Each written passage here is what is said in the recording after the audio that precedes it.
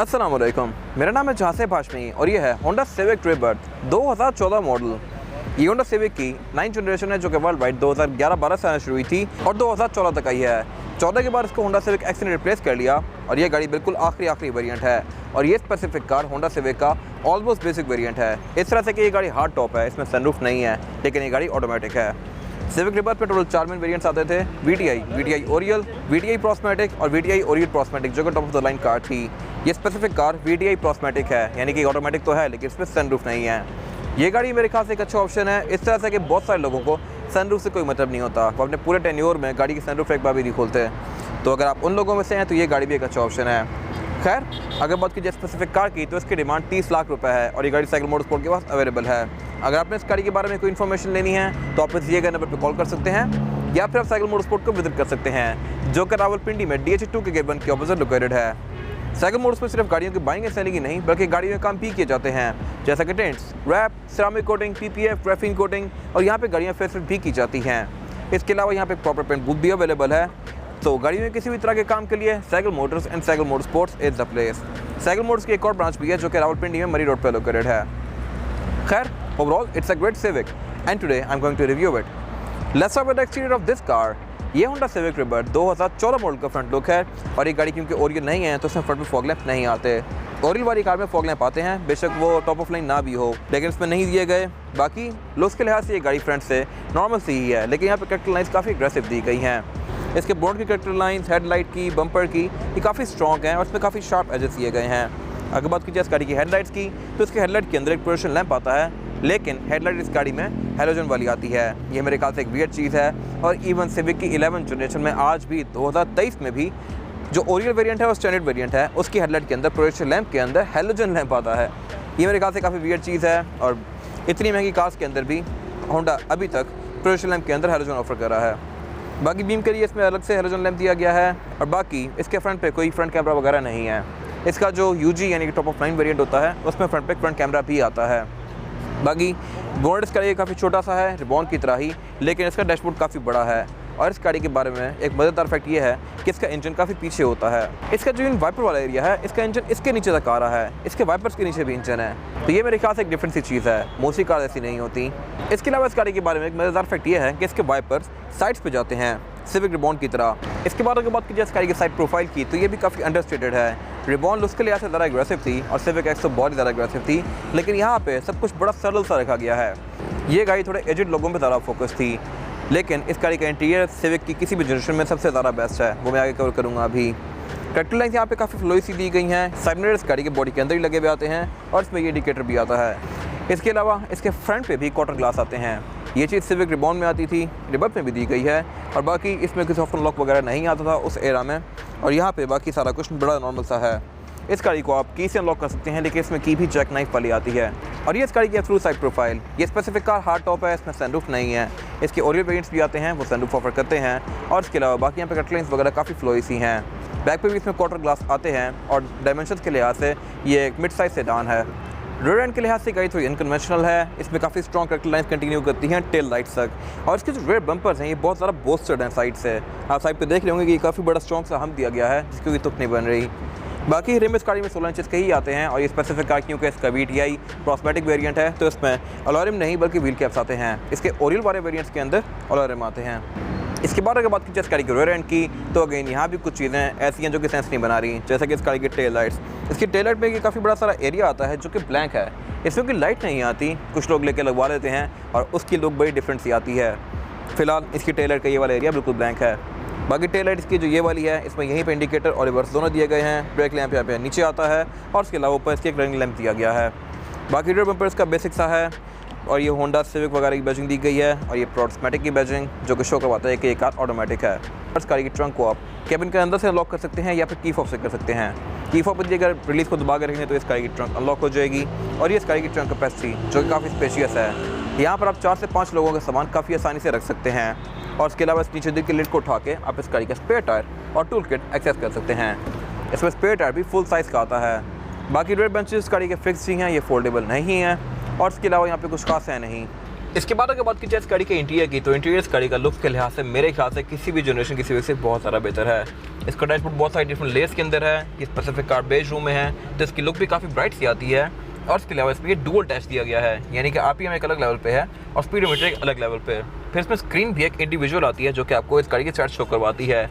ये सारी चीज़ें इससे ना पहले आई हैं ना इसके बाद आई हैं, ये सारी चीज़ें मैं भी कवर करूँगा। फिलहाल अगर बात की जाए इस गाड़ी के स्टीयरिंग व्हील की, तो स्टीयरिंग व्हील इस गाड़ी का 3 स्पोक है।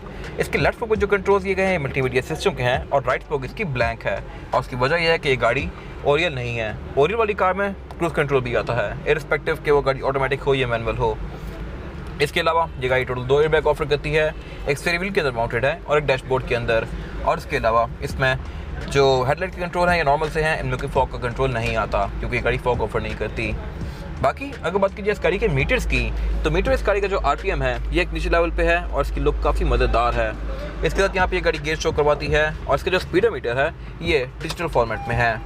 इसके साथ 2 लाइंस दी गई हैं ब्लू कलर की, जो कि जब गाड़ी फ्यूल सेव कर रही हो तो ग्रीन होती हैं, जब ब्रेक दें आप तो ये ब्लू हो जाती हैं। इसके राइट पे इसका फ्यूल गेज दिया गया है, लेफ्ट पे इसकी एवरेज किलोमीटर पर लीटर दी गई है जो कि वेरिएबल है, आपके एक्सीलरेटर के साथ ये कम या ज़्यादा होती रहती है।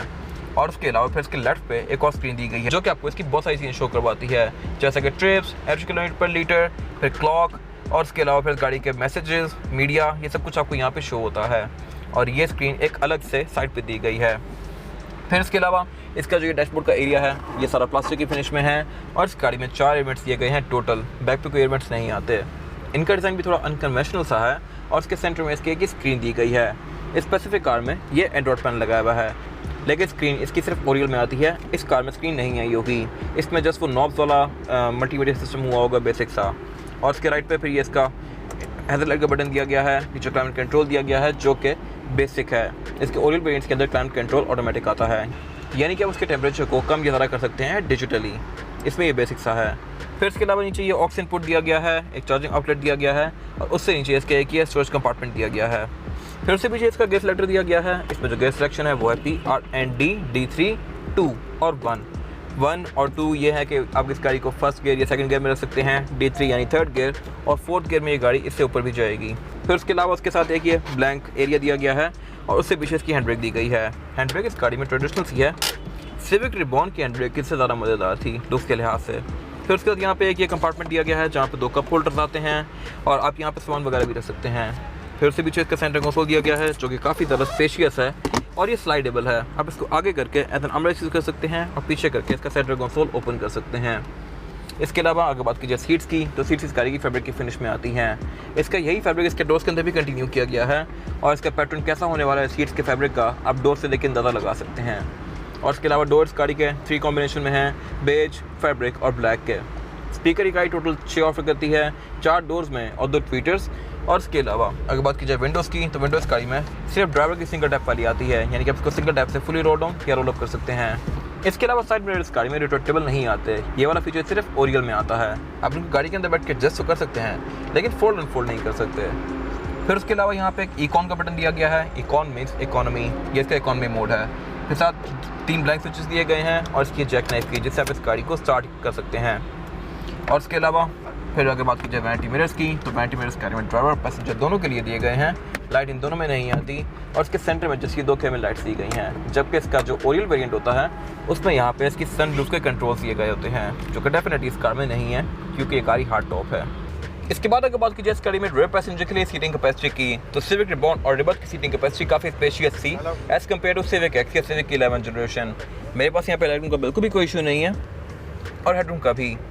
और इसके अलावा बैक पे यहाँ पे 3 लोग बहुत आसानी से बैठ सकते हैं क्योंकि इस गाड़ी में फ्लोर बेड फ्लैट आता है। सिविक के 10th और 11th जनरेशन में यहाँ पे काफ़ी बड़ा हम्प आता है, 9th और 8th में ये नहीं था, तो ये मेरे ख्याल से एक अच्छी चीज़ है। और इसके अलावा इस गाड़ी में 2 हेडर्स दिए गए हैं 2 रेयर पैसेंजर के लिए।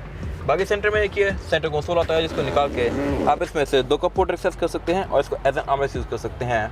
फिर बाकी बैक पे इसमें सीट बेल्ट दी गई हैं, ISOFIX के पोर्ट्स दिए गए हैं और इसके अलावा यहाँ पे कुछ खास है नहीं। इसके बाद अगर बात की जाए इस गाड़ी के इंजन की, तो इंजन सिविक की ये जनरेशन सिर्फ एक की ऑफर करती थी R18। ये इंजन 18 सीसी है और सिविक रिबॉन से आना शुरू हुआ था और सिविक की 10th जनरेशन तक आया है। इसके साथ ट्रांसमिशन ऑटोमेटिक आती है लेकिन ये CVT नहीं है, सिविक एक्स में इसको CVT कर दिया गया था जिससे इसकी एवरेज वगैरह काफ़ी बेहतर हो गई थी। बाकी अगर बात की जाए परफॉर्मेंस फिगर्स की, तो ये कार 138 हॉर्स पावर प्रोड्यूस करती है जो कि सफिशिएंट है इस बॉडी साइज़ के लिहाज से। और इसके अलावा इस गाड़ी में फिर ABS भी आती है जो कि इसकी ब्रेकिंग को और अच्छा बनाती है। इसके अलावा अगर बात की जाए एवरेज की, तो ये गाड़ी आपको तकरीबन 12-13 तक की दे सकती है विद इन सिटी, और लॉन्ग पे ये गाड़ी 15-16 भी चली जाती है, जो कि अगेन मेरे ख्याल से एक अच्छी एवरेज है। प्लस ये इंजन इस गाड़ी में एवरेज ज़्यादा अच्छी देता है रिबॉन से, क्योंकि इसमें इको मोड भी आ गया है। तो मेरे ख्याल से ये एवरेज ठीक है। और इसके अलावा इसका बोनट भी स्टैंड से ओपन होता है और इसमें इंसुलेशन भी नहीं दी गई। अगर इंसुलेशन होती तो मेरे ख्याल से अच्छी बात थी। इसके अलावा यहाँ पे कुछ खास है नहीं। इसके बाद अगर बात कीजिए इस गाड़ी के टायर साइज़ की, तो टायर साइज़ जो आता है सिविक रिबर्थ में ये है 195, 65 और 15। ये गाड़ी 15 इंच का रिम ऑफर करती है और ये टायर बड़ा बेसिक सा है। ये गाड़ी अलॉय रिम भी ऑफर करती है, लेकिन ओरियल वेरिएंट्स में। ये गाड़ी क्योंकि कॉस्मेटिक है और ये नहीं है, तो इसमें स्टील रिम आता है व्हील कैप्स के साथ। बाकी इसमें ABS भी आती है, ऑल व्हील डिस्क ब्रेक आती है। इसके अलावा यहाँ पे कुछ खास है नहीं। ये था आज के रिव्यू। अगर आपको ये रिव्यू पसंद आया तो इस रिव्यू को लाइक कीजिए, मेरे चैनल को सब्सक्राइब कीजिए, और अगर आपके पास गाड़ी से रिलेटेड कोई भी राय है तो उसको कमेंट सेक्शन में शेयर जरूर कीजिएगा, ताकि वो लोग जो ये गाड़ी लेने वाले हैं वो आपकी राय से फ़ायदा उठा सकें। अपना ख्याल रखिएगा। Thank you.